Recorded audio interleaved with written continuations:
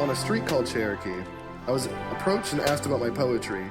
Doing my best to take a compliment, I say, I'm finding it hard to write because there is just too much of me opening up sometimes. I wanted to tell him how my family has only heard me read poems that aren't my own. Once, while whispering in unison to a YouTube video, I assume they just feel my anxious internals trembling through the room. On the street, he tells me, what struck me wasn't your transparency. What struck me was that you captured an observation about the world. I was right there in that moment with you, just at different times. I pause, realizing I can't write unless I'm broken enough for it to boil over. I've never calculated my page. I've only bled into its bleach, guilty for occupying such beautiful empty.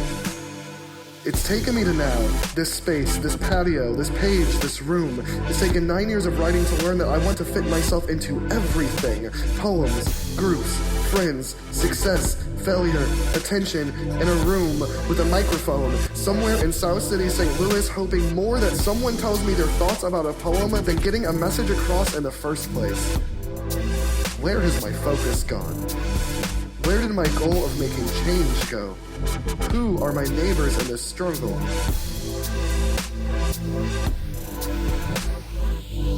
Even these questions lead me back to wondering if I am different or exactly the same as everyone I meet. In theory, I know, but in practice, I want to tell him when I let the flutter of my words escape my chest, I no longer know if it's identity observation or injection, because each time feels like the deep breath I held when I first set myself free. The first time I set myself free, I was at a gourmet restaurant that somehow found 30 other poets to read or perform bi-weekly. Although the shake of my 8x11 printer papers rattled louder than the train outside, almost covering up my heartbeat in the mic, I felt the relief of anxiety breaking. Something I would soon find addiction in. They said I did good. They said I did good. I still perform those first 3 writings often. I also remember the flood of compliments chasing me to a bathroom. I had to vomit all my anxiety. Things don't go exactly as you'd expect. My deep exhale on stage only made room to breathe back in, hoping to fill my lungs with something new.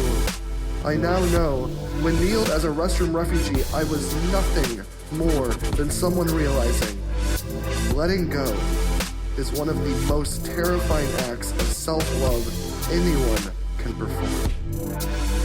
That maybe the rattle in my bones will slow to the faintness of a freight train, but I am always shaking. Maybe I'll learn to focus on something other than my inhale, so sharp. Maybe I'll learn from my exhales to no longer be sutures, but stitches instead, because my exhale is still only made to prepare for the next breath. I'm still trying to breathe myself to death.